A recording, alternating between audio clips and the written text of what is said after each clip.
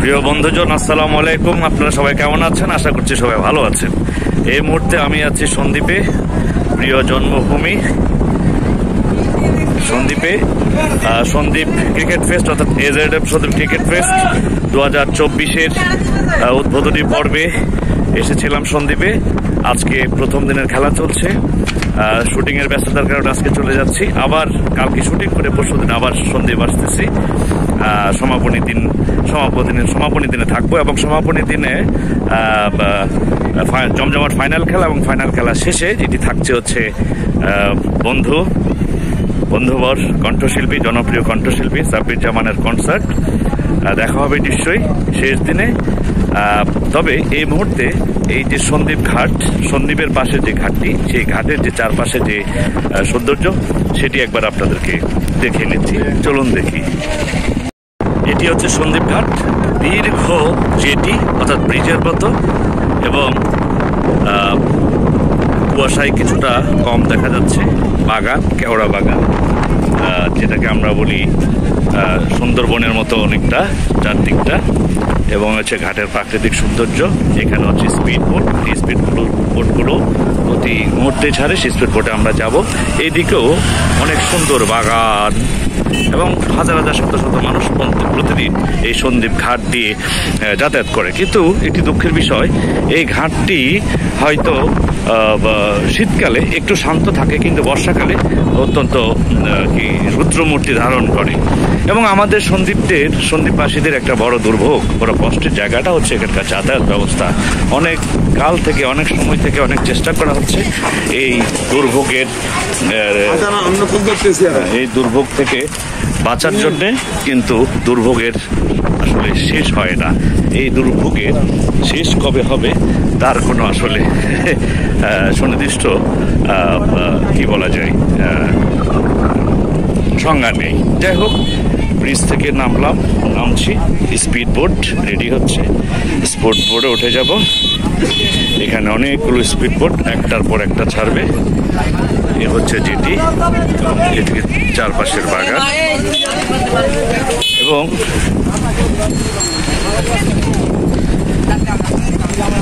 উঠে গেলাম স্পিড বোটে।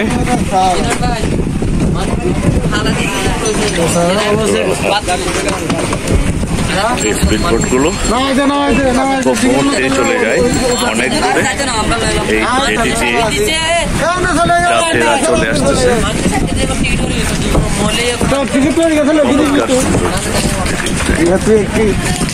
যাত্রীরা নামছে। যাই হোক, এটি শুধুমাত্র শীতকালে যখন নদী কিছুটা শান্ত থাকে তখন কেবল যাতায়াতটা কিছুটা স্মুথ হয়। এছাড়া অন্য সময়ে এই যাতায়াতটা অনেকটা রিস্কি। অনেকগুলো লাইফ জ্যাকেট দেখা যাচ্ছে, এখানে কোস্টগার্ড বাহিনী আছে। সবকিছু মিলে চমৎকার যাতায়াতের ব্যবস্থা। শীতকালে অনেক আনন্দের, কিন্তু বর্ষাকালে অনেক কষ্টের। যাই হোক, এখানকার ঘাটের যে প্রাকৃতিক সৌন্দর্য, ঘাটের যে দৃশ্য চারপাশে, সেটি দেখার চেষ্টা করলাম। কর্তৃপক্ষের কাছে আবেদন থাকবে নিশ্চয়ই এই সন্দ্বীপ ঘাটের দুর্ভোগ নিয়ে যেন সবাই নজর দেন, এবং সন্দ্বীপের মানুষের এই যাতায়াত ব্যবস্থার জন্য একটি সুন্দর সমাধান হয়ে যায়। স্পিড বোটের যাত্রা এখনই শুরু হবে। ইঞ্জিন চালু হয়ে গেছে। উপরে জেটির বিশাল বিশাল পিলার। এখনই আমরা বেরিয়ে যাব ঘাট থেকে। যাত্রী বোঝাই হয়ে গেছে।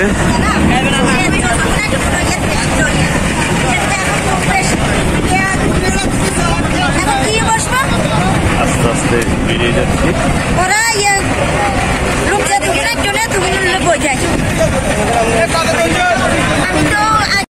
চালু হয়ে গেল, এই যে আমরা বেরিয়ে যাচ্ছি।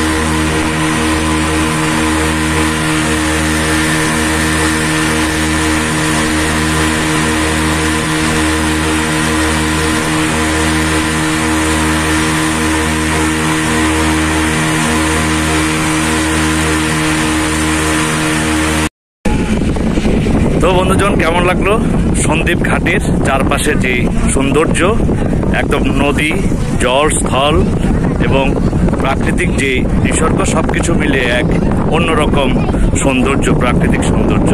তো সেটি আপনাদেরকে দেখিয়ে দিলাম এই সুবাদে। আবার যখন সন্দ্বীপ আসবো, সন্দ্বীপের যে অন্যান্য যে স্থাপনাগুলো আছে, সৌন্দর্যগুলো আছে এবং এখানকার মানুষের যে জীবন আছে সবকিছু নিশ্চয়ই আপনাদের কাছে তুলে দেবো, আপনাদের সঙ্গে পরিচয় করিয়ে দেবো।